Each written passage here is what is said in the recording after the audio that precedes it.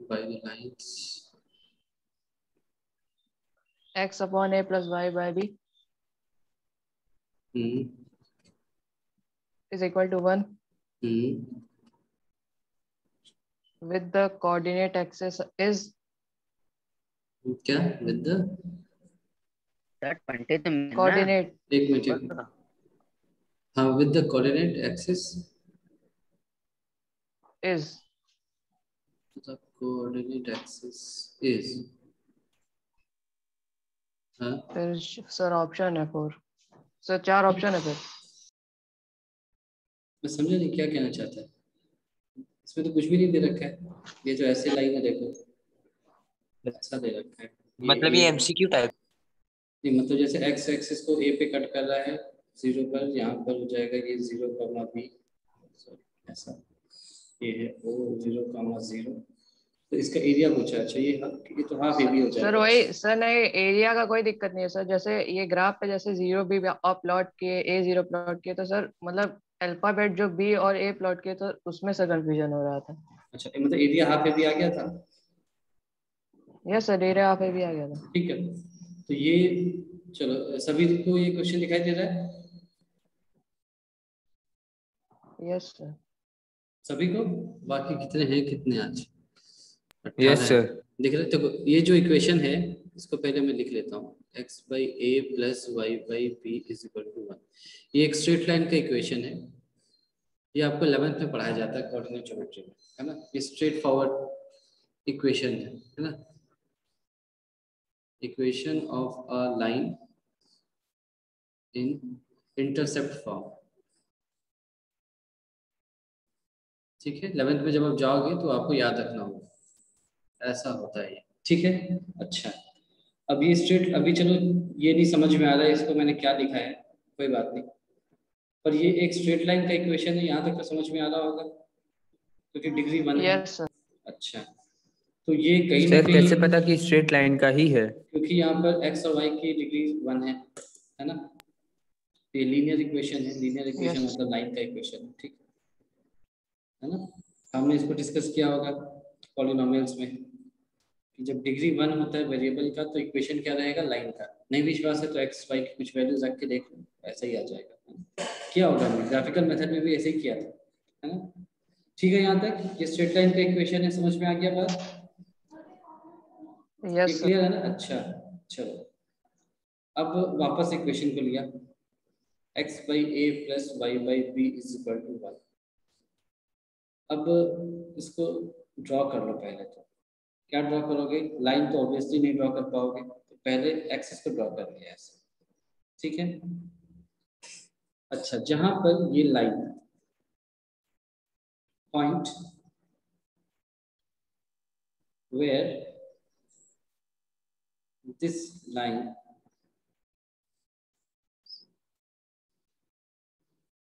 point where this line intersects x axis इसके बारे में क्या बता सकते हो जहां पर ये लाइन x एक्सिस को इंटरसेक्ट करेगी x एक्सिस को टच करेगी वहां पर क्या होगा पढ़ाया था मैंने आप लोगों को बताओ वहां पर क्या होगा सर उसका 0 किसका 0 जब लाइन x एक्सिस को टच करती हो तो क्या होता है sir y is equal to 0 y is equal to 0 तो फिर रख दो इसको यस सर तो x की वैल्यू क्या आ जाएगी x is equal to a आ जाएगा क्या यानी ये लाइन x को कहीं a पर कट करेगी a, 0 पर हाँ बोलो सर सॉल्यूशन निकल गया था सर जैसे 0 बी और a 0 आ गया था लेकिन सर जब ग्राफ पे प्लॉट करना था सर उसमें एक मिनट अभी करने दो है ना अभी करने दो पहले ये पॉइंट a है ये समझ में आया सभी को x की वैल्यू a और y की वैल्यू 0 आ गई ये ठीक है सभी को समझ में आया देखो सर कैसे आई सर x की वैल्यू a एक लाइन x एक्सिस को कहां पर कट करेगी जब y 0 होगा जब x एक्सिस को कोई भी लाइन कट करेगा या कोई भी ग्राफ कट करेगा वहां पर y की वैल्यू तो 0 ही आएगी ना यस हाइट उसका 0 हो जाएगा तो y को 0 रख करके x की वैल्यू निकाल ली y जैसे ही 0 रखा x की वैल्यू a आ जाएगी। ठीक है, विश्वास नहीं तो तुम यहाँ रख के देख लो, x को ये रखो तो a बाई a क्या हो जाएगा 1 1 1 कैंसिल, y की वैल्यू क्या हो जाएगी यहाँ से 0 आ जाएगी, है ना। ठीक है, ये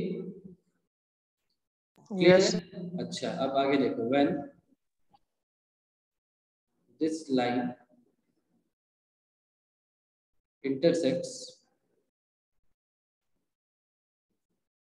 y एक्सिस, जब ये y एक्सिस को कट करेगा उस वक्त क्या होगा, x इज इक्वल टू 0। ठीक है, ये होगा, सभी को समझ में आया यस सर। Yes sir. कि जब ये लाइन y एक्सिस को कोई भी लाइन कट करता है वहां पर x की वैल्यू 0 होती है, तो x की वैल्यू 0 रख दिया, यहाँ पर क्या आएगा,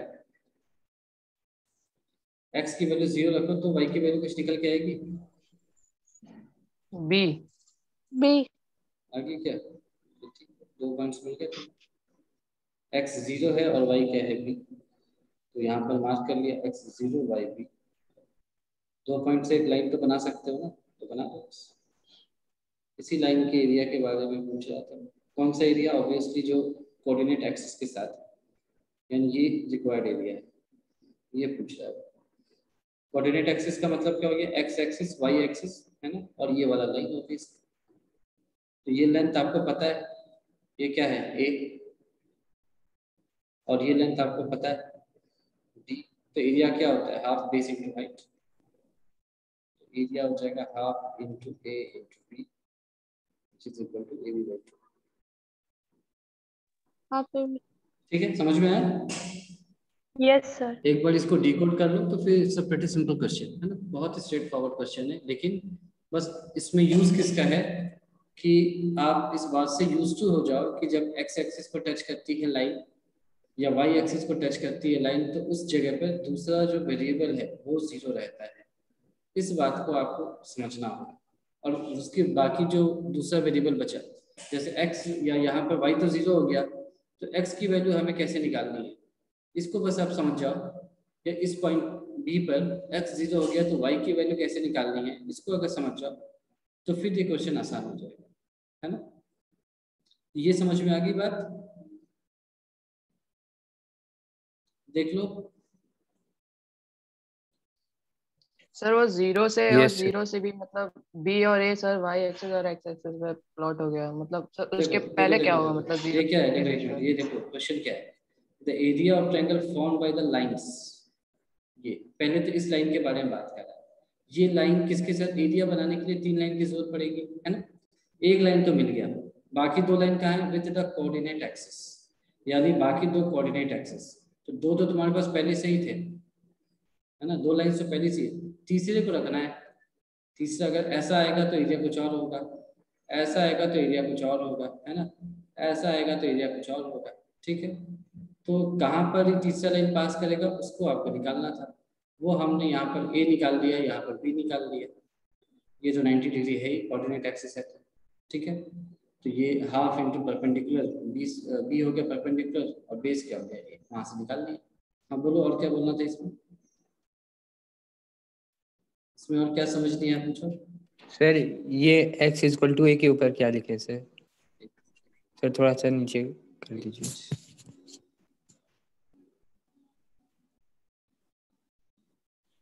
ये जो लाइन है यस सही। ये x एक्सिस को कट कर रही है, तो y को 0 रखा, x की वैल्यू निकाल ली, ठीक है।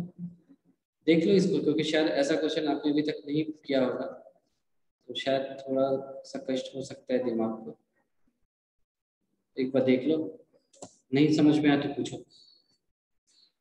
सर 0 से b और a जैसे प्लॉट कर रहे हैं तो कितने भी डिस्टेंस पे ले सकते हैं ना सर, उसमें तो ये बोला हाँ नहीं हाँ है। हाँ, नहीं, ये भी तो कांस्टेंट है, मतलब यहाँ पर उसका कोई Yes. वैल्यू तो डिफाइन नहीं है, तो बस आपको ये ग्राफ पे प्लॉट भी नहीं होगा, ये तो आप सिंपल पेज पे कर सकते हो, इसको ग्राफ पे प्लॉट करने की जरूरत नहीं है ना, क्योंकि आपको सिर्फ ये पता होना चाहिए था, जो कि बच्चे को पता है कि ये एंगल 90 डिग्री होता है, ये सबको पता है, बाकी तो एक रफ डायग्राम बनाना है ना। ठीक है, ये समझ में आ गया सभी को। Yes sir. Yes sir. चलो वेरी गुड, अगर ये समझ में आ गया तो फिर जल्दी से नेक्स्ट क्वेश्चन पूछो, इस तरह के और क्वेश्चन पूछो, है ना। सर मुझे बोले the area of rectangle gets reduced by 9 square units. Area of rectangle, area of rectangle gets reduced by 9 square meter. Square units. 9 units sir. Square units, ठीक है. Okay. आगे. If its length is reduced by 5 unit. If its length is reduced by 5 units, ठीक है. आगे.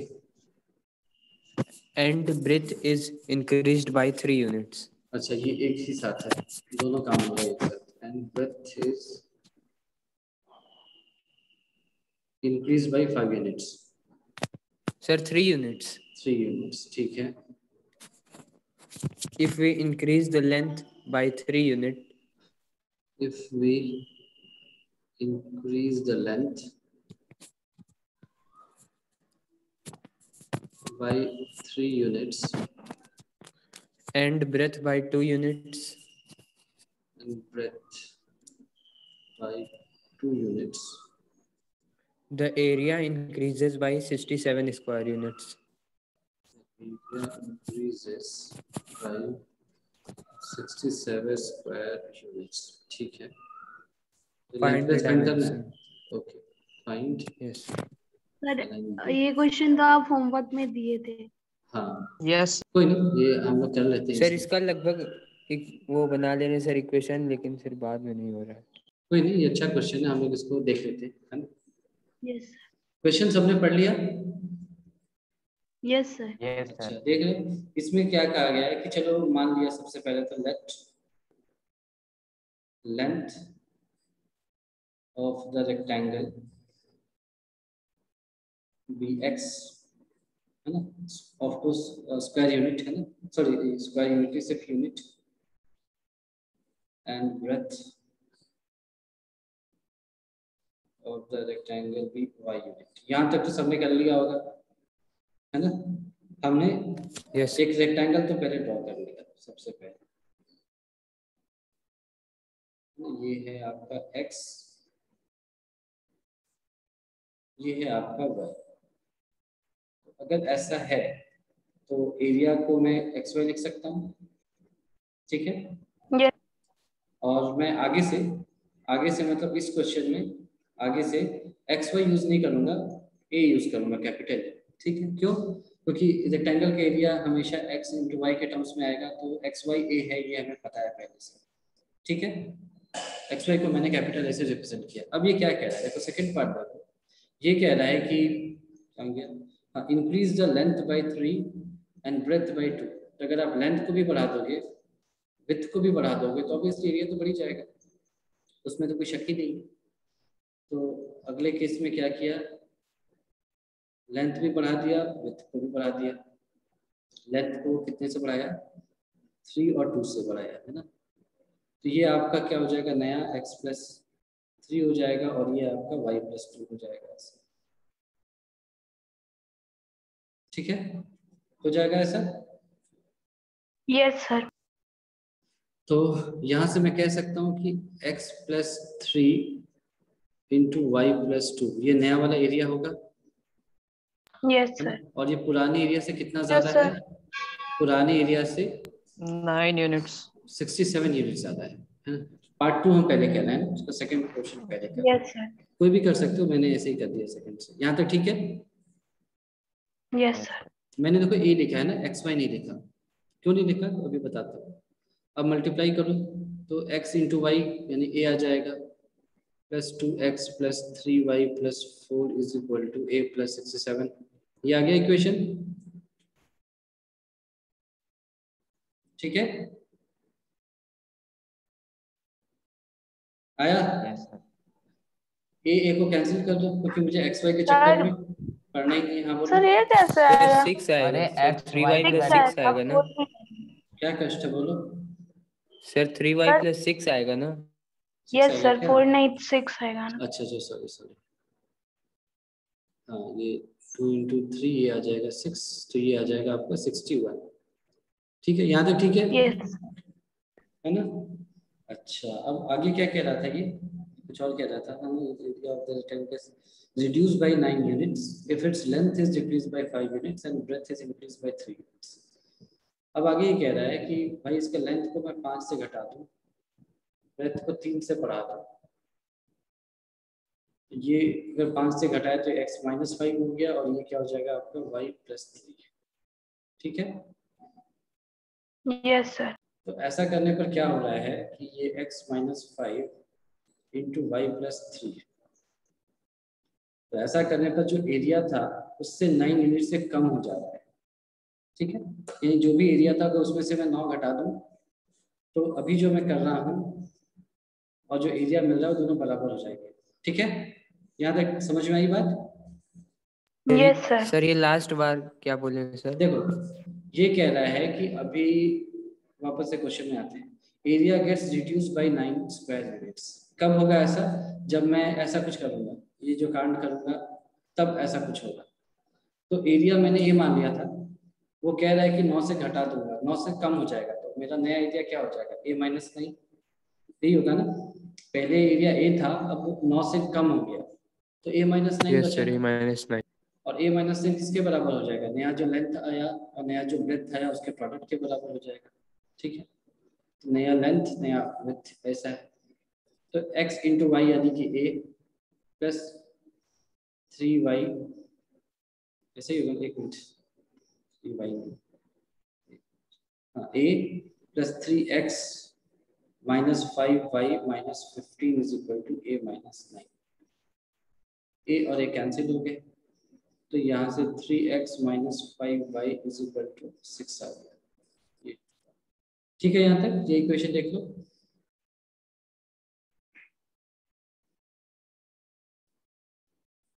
ठीक है, yes sir. अब यहाँ पर तुम्हें कुछ भी दिखाई दे रहा होगा, ये 2x है, ये 3x है, ये 3y है, ये 5y है। इसको 5 से मल्टीप्लाई करो, इसको 3 से, या इसको 3 से और इसको 2 से, तो 3 और 2 थोड़ा सिंपल है। सर ये दोनों सेकंड इक्वेशन है। नहीं नहीं, ये थर्ड इक्वेशन। सर ऐसा क्यों लिखे? इसमें क्यों टेंशन ले रहे हो? तो कुछ भी लिख दो, इससे मतलब नहीं है, ऐसे लिख दिया है ना। चलो, तो अब मैंने क्या किया, इक्वेशन 2 को मल्टीप्लाई किया मैंने 3 से, है ना, और उसको सब्ट्रैक्ट किया किससे? इक्वेशन 3 को मल्टीप्लाई किया 2 से, उससे सब्ट्रैक्ट किया।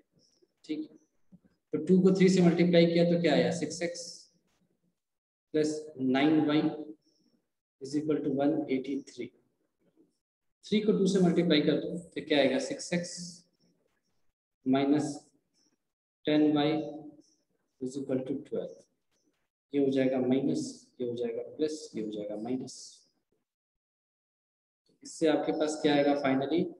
19y is equal to 171। तो यहाँ से तो सिंपल है, y इज इक्वल टू 9 आ गया सीधा। y 9 आ गया, Yes, तो sir. रख दो x की वैल्यू, इसमें रख दो, ये सिंपल। तो 3x minus 45 is equal to 6। तो यहाँ से आपका 3x आ जाएगा 51, तो फिर यहाँ से आपका x आ जाएगा 17, यानी लेंथ आपका आ गया 17 units Yes. And width is 9 units. Answer ठीक है, समझ में आई? Yes, sir. Yes, sir. सभी को जिसने पूछा था समझ में आ गया? Yes sir. है ना? चलो वेरी गुड। तब आप नेक्स्ट क्वेश्चन पूछो मेरे से जल्दी से। Yes, sir. मुझे पूछना है। हाँ पूछो। सर क्वेश्चन है 6 bells 6 bells commence to tolling together. 6 bells falling together. Sir, tolling commence tolling together. TOLLING. Comments? Yes, sir. Tolling together अच्छा, बज रहे हैं एक साथ, tolling together and toll at interval of and toll at an interval of 2, 4, 2, 4, 6, 8, लंबा question दे दिया। 2 4 6 8 और 10 12 10 12 unit क्या है? Minutes respectively minutes respectively in 30 hours in 30 hours. Sorry. how many times do they toll together? In 30 hours, how many times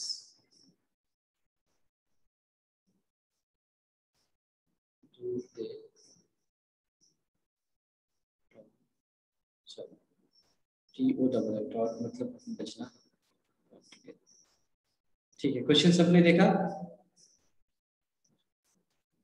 yes sir. सबने देखा ना?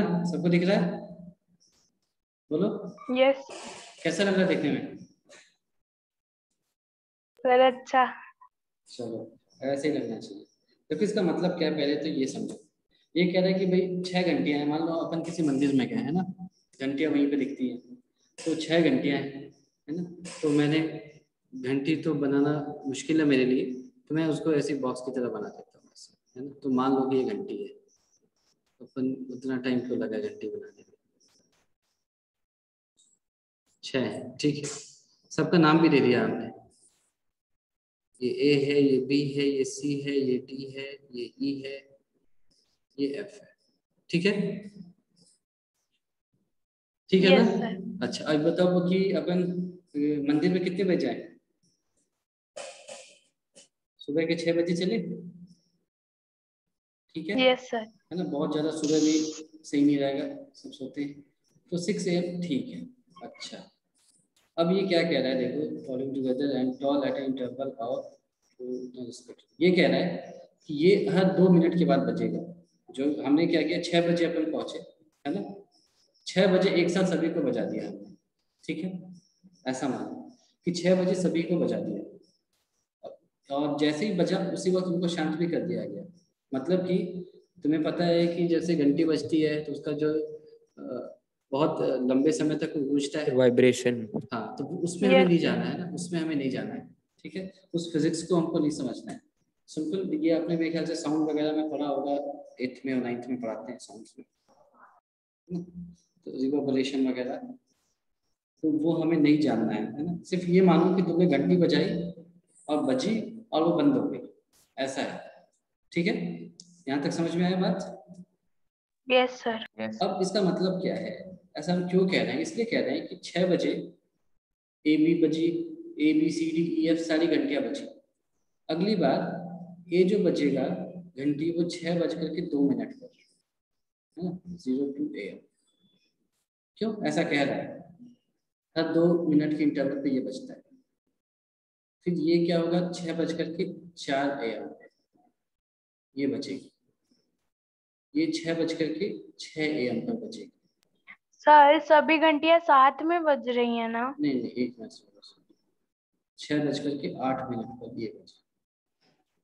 फिर मतलब एक तरह का रिंगटोन सेट किया गया कि इतने एक मिनट सब मुझे ये बजेंगे। करने दो, एक मुझे लिखने दो, फिर बताता हूँ क्या है कहानी, क्या है। सर एक बार बज गया फिर दोबारा जब बजेगा तो इस टाइम पे?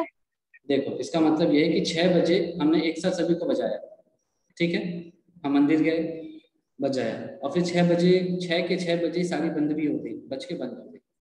अगली बार ए जो बजेगी वो 6:02 पे बजेगी, बी जो बजेगी वो 6:04 पे, और इसका हर 2 मिनट के बाद ये बजती चली जाएगी, है ना। 6:02, फिर 6:04, फिर 6:06, ऐसा करके, है ना। फिर ये भी 6:04 पर बजेगी, फिर 6:08 पर, फिर 6:12 पर, फिर ऐसे ये बजती चली जाएगी। इसका इंटरवल 6 मिनट है, यानी ये 6:06 पर बजेगी, फिर 6 मिनट के 12, 6 मिनट के 24, 18, 24, 30, ऐसे करके ये 6 मिनट के 8 मिनट पर बजेगी, 6:08 पे। फिर अगली बार 6:16 पे, फिर 6:24 पे, फिर 6:32 पे, और ये बजती चली जाएगी। ये 6:10 पे बजेगी, फिर अगली बार 6:20 पे, फिर 30 पे, फिर 40 पे, एंड सो ऑन। वैसे ये 6:12 पे, फिर 24, फिर 36, फिर 48, एंड सो ऑन। ये बात समझ में आ गई? वो क्या रहा Yes sir. है ना। ये जो घंटी ए है वो हर 2 मिनट के बाद बज रही है, ऐसे ये हर 4 मिनट के बाद बज रही है और ये हर 6 मिनट के बाद बजेगी। ये वैसे 12 मिनट के बाद बजेगी। ये बात बिल्कुल पकड़ में आ गई आपको? Yes sir. अच्छा, तो ये पूछना क्या चाह रहा है? ये पूछना चाह रहा है कि अच्छा एक समय तो ऐसा आएगा ना जब सभी 6 बजे के बाद एक और समय आएगा, कितने समय के बाद पता नहीं, जब सब 6 के 6 इकट्ठे एक साथ बजेंगी। Yes yes. सर। अच्छा, फिर उसके बाद फिर उतने इंटरवल के बाद वो समय फिर से आएगा। मान लो 6 बजे के बाद 2 घंटे के बाद, 2 घंटे के बाद 2 आवर्स लेटर, है ना, सभी एक साथ बज रही हैं, यानी 8 बजे। तो अगली बार फिर इकट्ठे कब बजेंगे सर? 10 बजे। 10 बजे। फिर उसके बाद 12 बजे। 12 बजे। तो यही कह रहा है कि 6 बजे से अगले 30 घंटे में कितनी बार ये बजेंगे, ये बताना है। तो मतलब क्या है कि पहले तो ये निकालना है हमें कि कितने मिनट के बाद ये सारे बजेंगे, पहली चीज। दूसरा, 30 घंटे में कितने मिनट्स होते हैं ये निकाल लो और फिर दोनों को डिवाइड कर लो, आ जाएगा। ठीक है, यहाँ तक समझ में आया? ये आपको समझ में आ गई जो इसकी लाइन सर ऑफ किसको थिंकिंग है? डिवाइड कर दें? वो चलो मैं मिनट्स बताऊंगा, निकाल लाइन के। ऑफ थिंकिंग बताऊंगा। पहले लाइन ऑफ थिंकिंग समझ में आ गया आपको? Yes sir. Yes sir. कि आपको करना क्या है? और बताइए। क्या अभी तक तुम्हारी घंटी बजी नहीं है? हाँ, तो इसीलिए कहता हूँ कि मंदिर सुबह सुबह चले जाया करो। हाँ, तुम लोग सोते रहते हो। 6 बजे मंदिर बुला लिया था सभी को, जो लोग पहुंच गए थे सबको समझ में आ गया है कि सारी घंटियां 6 बजे बजी थी कि नहीं बजी थी? Yes sir. यस समय सर। समय सुनी थी ना? 6 बजे सारी की सारी घंटियां बजी थी, है ना? उसके बाद घंटी ए ने बोला कि मैं तो हर 2 मिनट के बाद ही बजूंगी, कुछ भी कर लो। तो फिर ये 6:02 पे बजी, फिर 6 मिनट के 4, फिर 6:06 एंड सो ऑन। घंटी बी ने कहा कि भाई मैं तो हर 4 मिनट के बाद बजूंगी। फिर 6:04 पे बजी अगली बार, फिर 6:08 पर एंड सो ऑन। वैसे ही घंटी सी ने कहा मैं तो हर 6 मिनट के बाद बजूंगी, तो ये 6:06, फिर 6:12 ऐसे बजे। उसी तरह से DENF ने अपना अपना काम किया। तो ये ठीक है, समझ में आया यहाँ तक? Yes sir. तो अब हमें करना क्या है? हमें पहले तो ये फाइंड करना है कि अगली बार कितने समय के बाद ये सारी की सारी 6 घंटियां एक साथ बजेंगी, ये हमें पता करना है। समझ में आया? Yes sir. यस मतलब सर। कितने टाइम पीरियड बाद वो सब एक साथ बजेंगे? हाँ, ये हमें पता करना है। यहाँ तक ठीक है ना? तो यानी वो यस सर। मान लो x मिनट्स के बाद बजती है। मान लिया कि सारी की सारी घंटियां क्या होगी, x मिनट्स के बाद बजेंगी, है ना? Let all bells ring together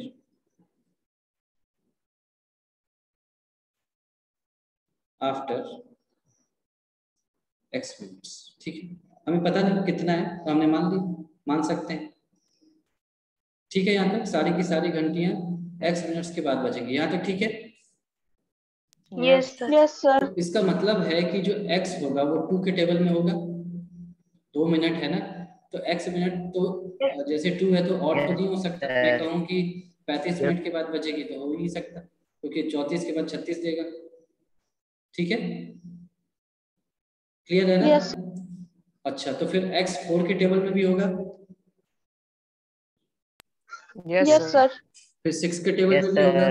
तो तुम ऐसा तो नहीं कह रहे हो कि Yes, सभी sir. के टेबल में होगा। therefore x will be present। Sir x even number है? होना ही पड़ेगा उसका, मुझे नहीं पता था, तुम देख लो ना। ऑड होगा तो इनके टेबल में कैसे आएगा? सर क्योंकि इंटरवल 2-2 मिनट का है ना। हाँ, तो ये 2 है ना, तो 6:02, 6:04, 6:08। तुम एक्सपेक्ट करो 6:09 को, तो 6:09 तो आएगा ही नहीं। 6:08 के बाद ये अगली बार 6:10 पे बज रहा है ना? Yes sir. तो इवन मतलब ऑड तो आएंगे ही नहीं, और सारे इवन भी नहीं आ सकते, क्योंकि क्या है, x will be present in the tables of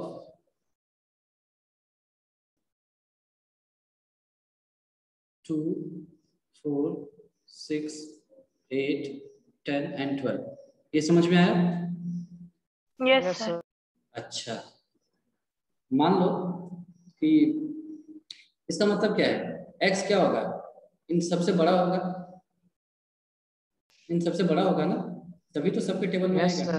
है ना। Yes sir. तुम x को तुम ये थोड़ी कह सकते कि x मुझे 8 लग रहा है, अच्छा तो 8 से मतलब थोड़ी ना 10 के टेबल में तो आई ही नहीं, तो 6 बज 8 का मतलब क्या हुआ, 6:08।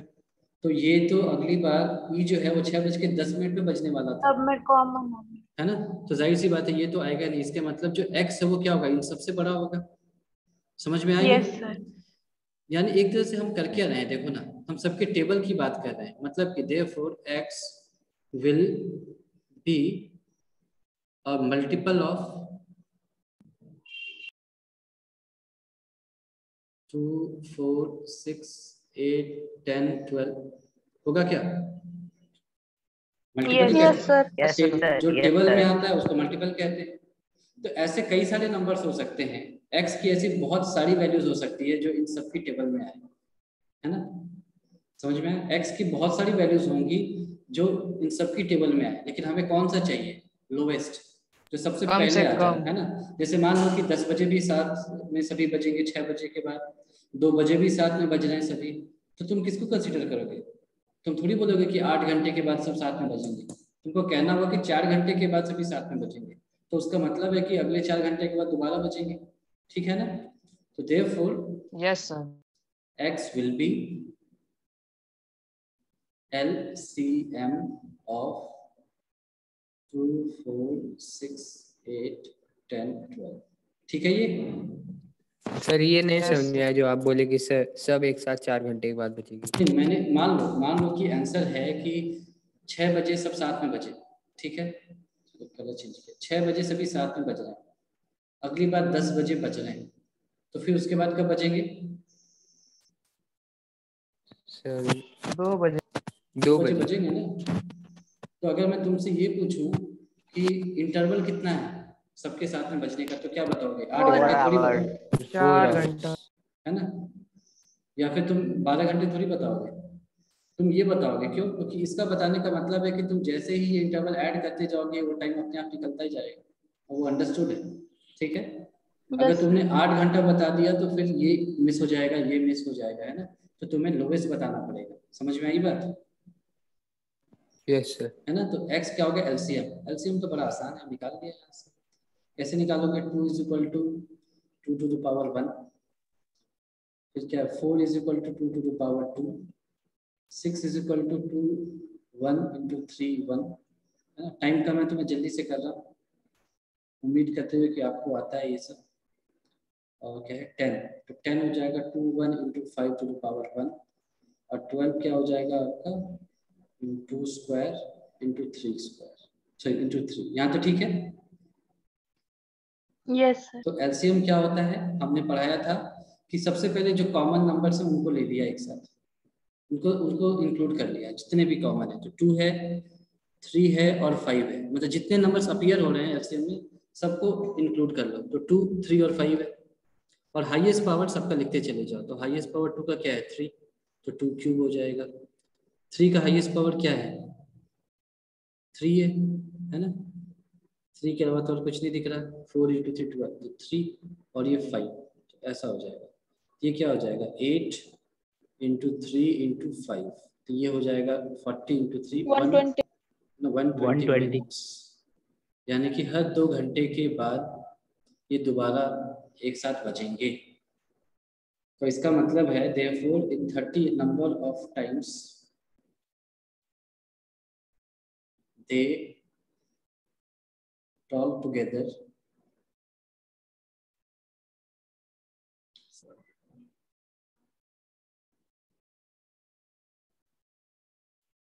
in 30 hours will be equal to 30/2, that is equal to 15 times, ठीक है। हर 2 घंटे के बाद बज रहे हैं साथ में, तो 30 घंटे में कितनी बार एक साथ बजेंगे, तो ऑब्वियसली 15 बार एक साथ बजेंगे, ठीक है ना। 15 टाइम। Yes sir. ये सबको समझ में आ गया ये अप्रोच। Yes sir.